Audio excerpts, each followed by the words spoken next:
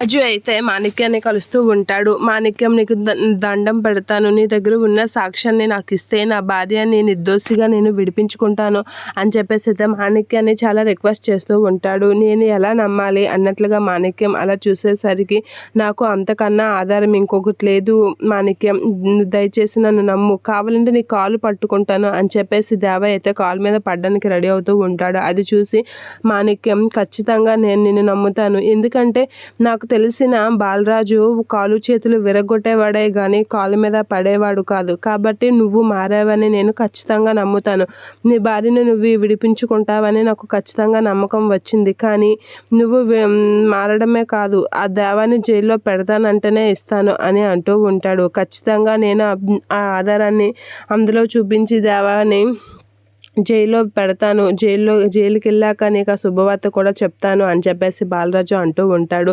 నీకు కావాల్సింది కూడా అదే కదా అని చెప్పేసి బాలరాజు అయితే మాణిక్యంకి అయితే బాలరాజు అనేసరికి, అయితే ఇస్తాను ఖచ్చితంగా, నేను నీకు పెన్ డ్రైవ్ ఇస్తాను, ఆ వీడియో ఉన్న పెన్ డ్రైవ్ నేను ఇప్పుడే ఇస్తాను నీకు అని చెప్పేసి అయితే అంటూ ఉంటాడు. అలా అంటూ మాణిక్యం అయితే బాలరాజుకి పెన్ డ్రైవ్ ఇస్తూ ఉంటాడు. ఇక తన దగ్గర ఉన్న పెన్ డ్రైవ్ని తీసుకొని అయితే మాణిక్యం అయితే బాలరాజుకి ఇస్తూ ఉంటాడు. ఇక బాలరాజు అయితే ఆ పెన్ డ్రైవ్ని చూస్తూ ఉండిపోతూ ఉంటాడు. ఇక బాలరాజు ఆ పెన్ డ్రైవ్ని చూసి వెంటనే మాణిక్యం ముందే ఆ పెన్ డ్రైవ్ని తన ఫోన్లో వేస్తూ ఉంటాడు. తన ఫోన్లో వేసుకొని ఆ వీడియో అయితే చూడడానికి చూస్తూ ఉంటాడు. ఇక బాలరాజు ఫోన్లో తన పెన్ డ్రైవ్ పెట్టి ఇక ఫోన్లో వీడియోస్ అయితే చూస్తూ ఉంటాడు. అందులో దేవ హత్య చేసిన వీడియో అయితే చూసేసరికి దేవ అయితే షాక్ అవుతూ ఉంటాడు. నాకు ఇది కావాల్సిన వీడియో ఇదే, ఖచ్చితంగా దేవ దొరుకుతాడు అని చెప్పేసి అయితే తన భార్యని చంపిన వీడియోని అయితే చూస్తూ ఉంటాడు.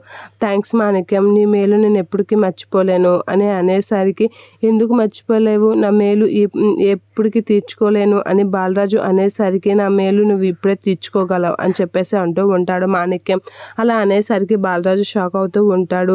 ఎంత వేగంగా నువ్వు ఈ సాక్ష్యాన్ని కోర్టులో ప్రొడ్యూస్ చేసి దేవాని అరెస్ట్ అయ్యాడు అనే వార్త నాకు వినిపిస్తావో అదే నాకు రుణం తీర్చుకునే వార్త అని చెప్పేసి అయితే మాణిక్యం అంటూ ఉంటాడు. థ్యాంక్స్ అని చెప్పేసి బాలరాజు అయితే సెకండ్ ఇచ్చి అక్కడి నుంచి వెళ్ళిపోతూ ఉంటాడు మాణిక్యం దగ్గర.